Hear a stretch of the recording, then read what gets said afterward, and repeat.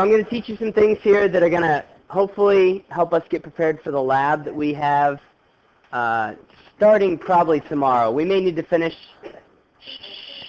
listen up. We may need to finish up some of these notes tomorrow at the beginning of class, but by the end of class I think we'll probably be into the stations activity that we're going to do, the lab we're going to do. So we just need to talk about some other things with solutions. So far we've talked about what a solution is, solute versus solvent. We've talked about how to calculate concentrations, and that's about as far as we've gone, right? So now we're going to talk about some other things with solutions, just some terms that you should probably know. And you're going to have to help me out. I don't have a copy of the notes handy, I don't think. So you're going to have to help me out with what's filled in and what's not filled in for you. Oh, wait, I found one. Never mind. Okay, so we are on Roman numeral 5 right now, okay? Roman numeral 5, it's on the second page. Miscible and immiscible liquids, okay? All right? I started to say okay and all right, and it came out a kite. I don't know. Now I'm thinking about Mary Poppins, which is just really weird, but I said a kite, and then I started singing Let's Go Fly a Kite in my head. And I have a weird train of thought sometimes. Okay, so miscible versus immiscible. Miscible means that you've got two or more liquids that are able to dissolve in one another. So if you mix two liquids together and they actually do mix so that you can't tell one from the other, that's miscible, okay? Immiscible means that you can actually see the two individual liquids. They'll separate from one another. They don't mix, all right? So you can see the picture here. I don't know how clearly you can see this from where you're sitting. But there's a clear line right here that kind of separates the two solutions, all right? So that's immiscible, all right? These two do not mix together. One of them is lighter than the other, so it just floats on top of the other one, okay? This is an example of miscible. They're all mixed together, so it all just looks like one solution, all right? So that's miscible versus immiscible. So the question is, why are some liquids miscible and other liquids immiscible? Any ideas or any thoughts on why some things would mix better than other things? This goes back to something we have talked about already this year. Say it again. Polarity. Very good. Polarity. Okay. You guys remember what that means? Polarity is, does a molecule have an overall charge or not? You guys remember how to tell whether something is polar or non-polar? You remember how I said you can't ever forget anything in chemistry? And now the polarity thing's coming back, right? The whole dimensional analysis thing came back for a while. Now the Lewis structure, all of that stuff is coming back, okay? So if I've got something like CH4, let's just do a review here. CH4 is methane. How am I going to draw the Lewis structure for CH4? Well, here, let me just write this first. CH4, okay? Okay, C goes in the middle. How do I know carbon goes in the middle? You guys remember? Hydrogen cannot be in the middle, right? That's just the rule, because hydrogen doesn't want any more than 2 electrons, so it can't be in the middle. So we're going to put a carbon and then the 4 hydrogens around it. How many total valence electrons are we working with here? Yeah, this thing again. I told you can't forget anything in chemistry. Okay, so carbon has 4, right? Because it's in group 4. Hydrogen, each hydrogen has 1, so that's a total of 4 from the hydrogen, so that's 8 total, okay? So then we're going to use our electrons first to make bonds between the different atoms. 1, 2, 3, 4, 5, 6, 7, 8. Okay? Well, I just used all of them. Is everything happy? Yeah, that actually looks pretty good, right? The carbon has 8, each hydrogen has 2, that's all hydrogen once. All right? So that's your Lewis structure. You can also write that like this. This is the way that we would probably most commonly write this. Okay? So there's CH4. Now, let's take it one step further. Is this molecule polar or non-polar?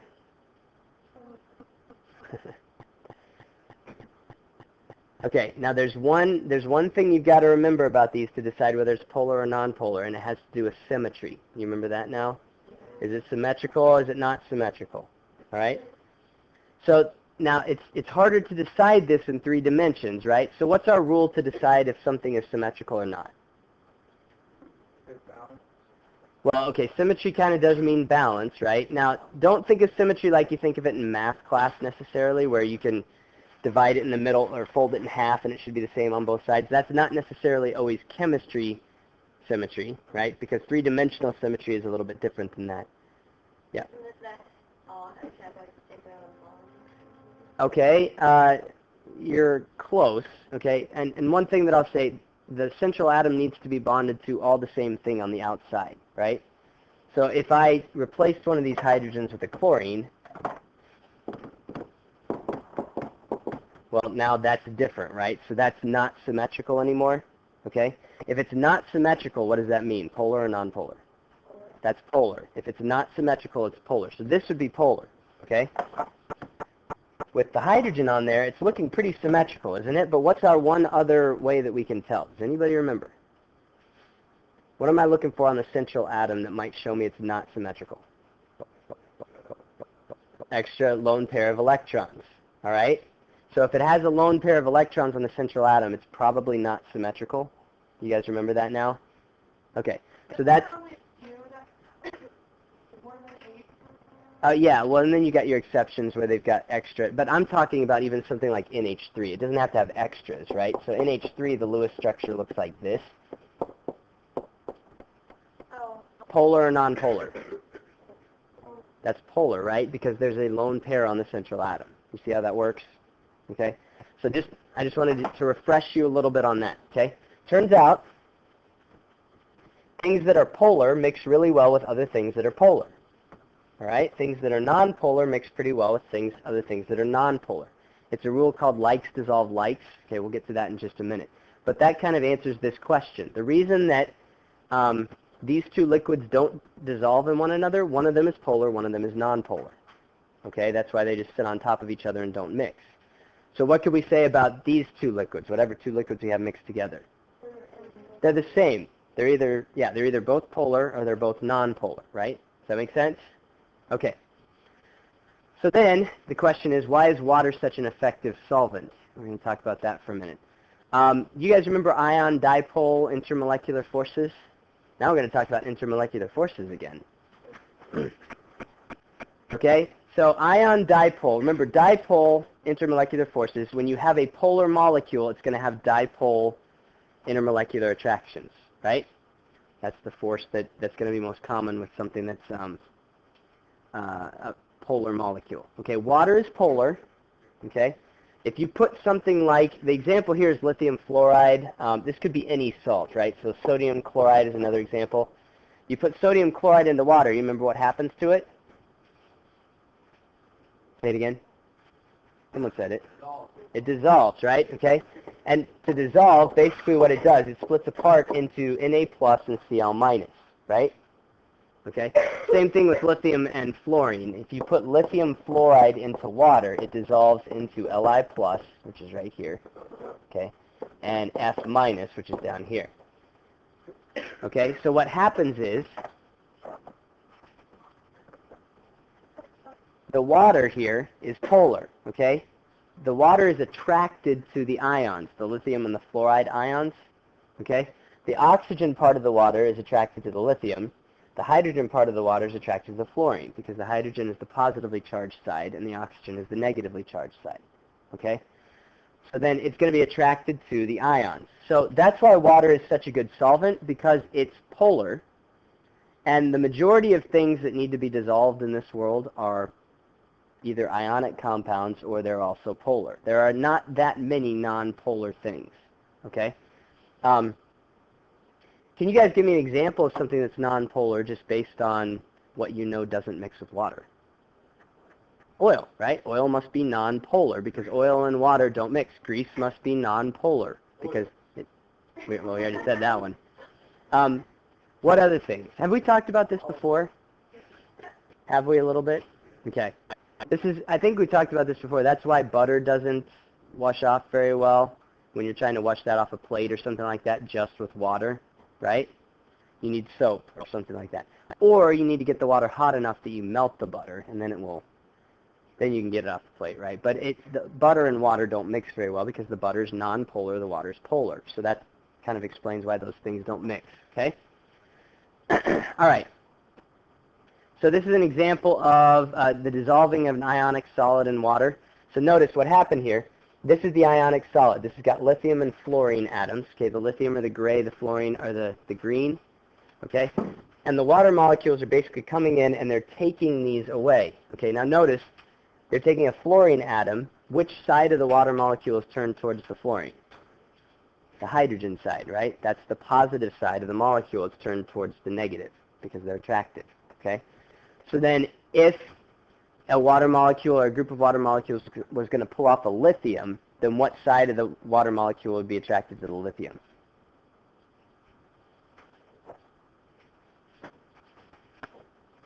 If we're going to pull off a lithium or atom here, then which side of the water molecule would do the pulling there? The oxygen side, right? The oxygen side is the negatively charged side. Are we having trouble again back there? Do I need to move you guys? Okay, pay attention, please. All right.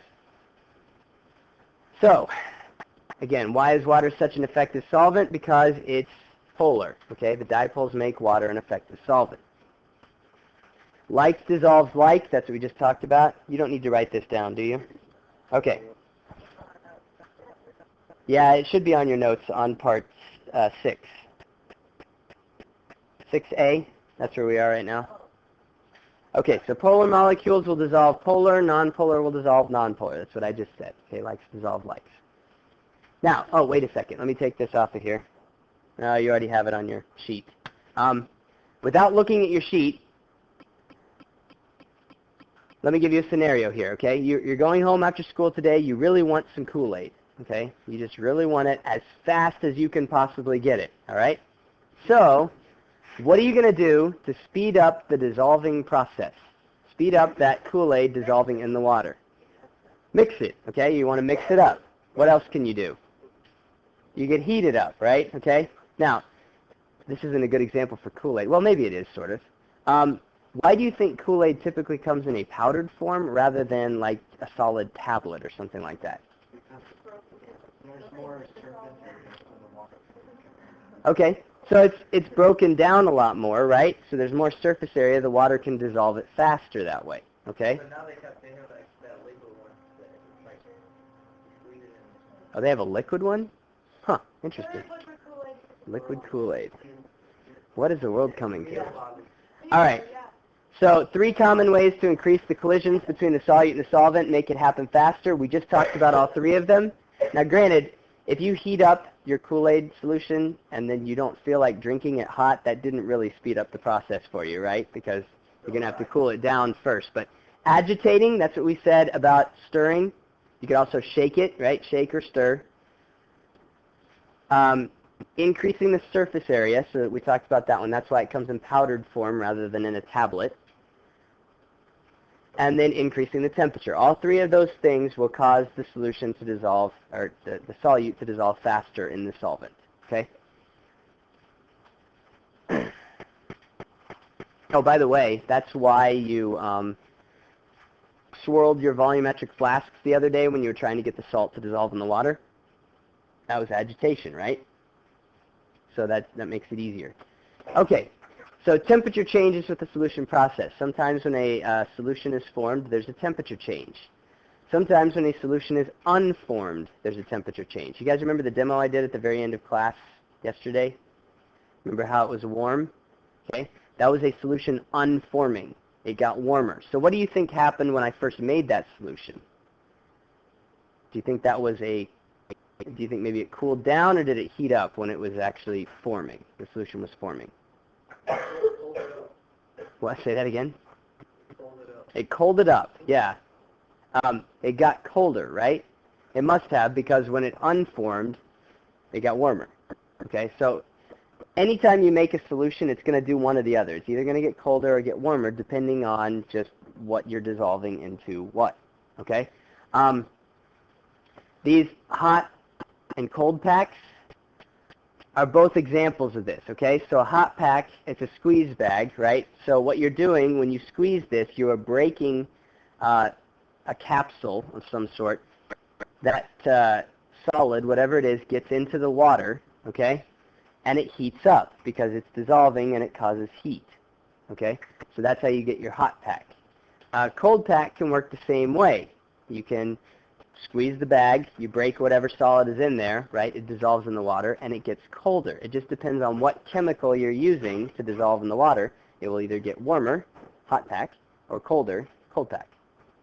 All right? So heat of solution is the overall energy change that happens. Oh, sorry, do you actually have to write that down? And that would be the one that's so far down on the screen that probably some of you can't see it. Can you see it? The overall energy change that occurs during the solution formation process. That was probably way too fast. I'll say that again. The overall energy change that occurs during the solution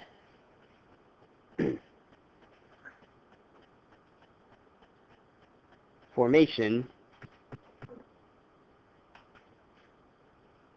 process. Parentheses. Why do students always think that parentheses don't matter? Sometimes I put my most important things in parentheses. It's good for you to know. When solute/solvent particles mix. That's what it says in the parentheses. When solute/solvent particles mix.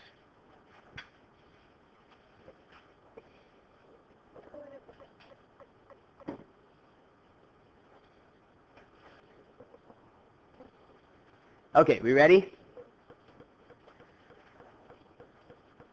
Okay, so there's several things that have to happen in order for a solution to form. Actually, 3 things mainly that have to happen, okay? In order for a solution to form, the solute particles have to separate, okay? So what am I talking about with the solute again? Solute would be like, give me an example of a solute. Salt, sugar, those sorts of things, okay? That's the solute. So those, when you dump them into the water, the first thing that has to happen is they have to separate from one another, right? That takes a little bit of energy for them to separate because they're attracted to each other, at least a little bit, okay? So they have to separate. Disperse is a good word. They separate from one another, okay? The second thing that has to happen, oh, sorry, that's what I just, no, that's not what I just said. Second thing is separating solvent molecules, okay? Now, what's the solvent in most of our examples? Water. Water, right? Okay. The water molecules actually like each other. You remember talking about that? That's why surface tension happens, that sort of thing, okay? Because the water molecules like each other. So those actually have to be pulled apart as well to make room for whatever they're dissolving. Okay, that takes a little bit of energy. And then, when the solute and the solvent form new bonds, new intermolecular forces, that releases a little bit of energy, okay? So now when the water is attracted to the salt or the water is attracted to the sugar, that releases a little bit of energy. So the first two take some energy in order to pull those things apart, and then when they form new bonds, then it releases some energy. So if energy released is greater than the energy to break the forces, then that's exothermic. Do you guys remember what exothermic means? Heat is going out, right? So if I touch a beaker where an exothermic reaction is happening, how's the beaker going to feel? It's going to feel hot, right? Because the heat is going out, okay? If the energy that's released is less than the energy that it takes to break the forces, then it's endothermic. It has to absorb energy from its surroundings in order for this to occur. So if I touch a beaker that's endothermic, how's that going to feel? Cold, right? It's absorbing energy from your hands, so you're going to feel cold. All right, everybody have that? Yeah? Okay. So now let's talk a little bit more about solubility here. All right, solubility is the maximum amount of solute that you can dissolve at a certain temperature and pressure. Okay? You change the temperature, you change the pressure, that's going to change the solubility. This affects several properties of solutions. Okay? So saturation point. Saturation point is basically just when, and I don't care a whole lot that you remember all of these terms that we're talking about here. This is getting a little complicated. But rate of solvation, make sure you're listening, rate of solvation is equal to the rate of crystallization. Okay, solvation means just the formation of a solution. Okay, and then crystallization, what do you think crystallization means? Yeah, when it forms a solid again. Okay, so what you've got going on in a solution, okay, let's say you've got a little bit of solid sitting down at the bottom. Maybe you added too much Kool-Aid to your water, and the Kool-Aid sugar's just sitting down there. The thing is, it looks like it's not moving anymore, but it actually is, okay? At any given moment, some of this Kool-Aid is redissolving. That's called solvation, okay? And at that same moment, some of the dissolved Kool-Aid is recrystallizing, okay? So this is happening at the same rate, so you still have solid sitting at the bottom, but it's not the same solid all the time because some of the solid's dissolving, some of the dissolved stuff is re-solidifying. Does that make sense? Okay? That's what's happening at the saturation point. Wait, do some people not mix their Kool-Aid? No, what I'm saying is this would happen if you added too much Kool-Aid, right? So now you've got the maximum amount of Kool-Aid dissolved in the water as you can have, and then you keep dumping it in. Now it's just going to sit at the bottom. Okay? I've never heard of someone not mixing your Kool-Aid. I don't know what the point of that would be. Because Right? one time we forgot to mix the sugar and put it in the tray, and I tried it, the sugar was just all at the bottom. Well, yeah, and what could have happened there maybe is not enough of it dissolved before you cooled it down. And if you cool it down, then less of it can dissolve, right? So it's going to taste a little more watery. And yeah. Okay, so there are 3 different types of solutions. This is what we talked about yesterday when I was doing the demo, okay? Saturated is your first type of solution, okay? That's a solution containing an undissolved solute in equilibrium with the solution.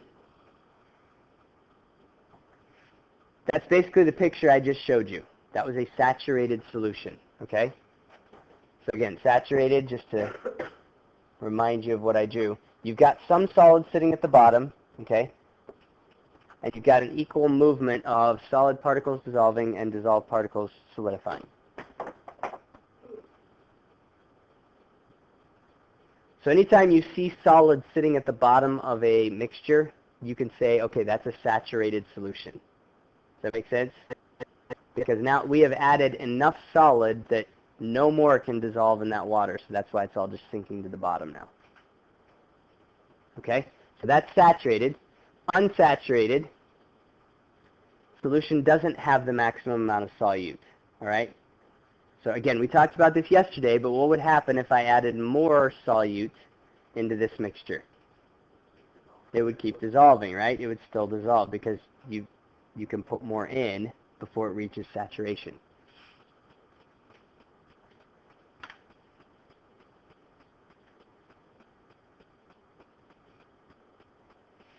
So what is this?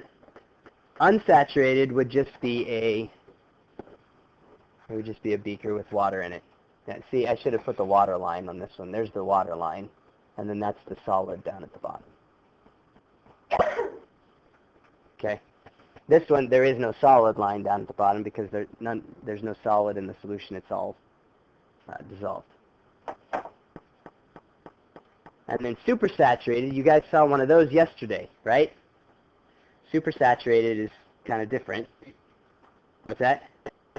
Oh, sweet tea, you could call that a supersaturated solution, right? Because we heat it up, get a lot of sugar dissolved in there, and then slowly cool it down, and hopefully the sugar stays dissolved, right? Or the sodium acetate example that I showed you, which is a really extreme example. Which I can't remember if I told you guys this or not yesterday. We had to make another one. No, I don't think I did because we hadn't done this yet. We had to make another one of those supersaturated solutions. The way that you make that is by dissolving 50 grams in 5 milliliters of water. You guys know how much 5 milliliters of water is? And we're talking like this much at the bottom of a beaker. 5 milliliters, and you put 50 grams of the sodium acetate into that. Okay? Heat it up, and it actually will all dissolve, which is pretty incredible. Okay, but that's how you get that supersaturated solution. And that's why as soon as I disturb it in any way, and all I had to do yesterday, I was just pouring it out, and it started to all fall out of the water because there was too much in there, right? So it contains more solute than is normally allowed at that temperature. That's a supersaturated solution. Okay? So again, a picture of a saturated solution here. You put the 40 grams of NaCl into 100 milliliters of water. Okay? 36 of those grams dissolve, but then 4 of them can't dissolve anymore because now the water is basically full of sodium chloride. Can't dissolve anymore. So then the rest of it just sits down at the bottom. That's a saturated solution. Okay? It's a better picture than what I drew. Didn't we just say that? Okay, yeah, supersaturated contain more solute than is possible to be dissolved. Supersaturated solutions are unstable. Okay? It's only temporary, and it's usually accomplished in one of two ways. You can warm the solvent, then cool the solution. That's the strategy that we use with the sodium acetate. That's the strategy you use with sweet tea. Or you can evaporate some of the solvent carefully so that the solute does not solidify. So you could also evaporate some of that water, and hopefully the solute stays dissolved instead of solidifying. That's how you can make a supersaturated solution. Okay? All right. We're going to stop there for now. Let me turn this off.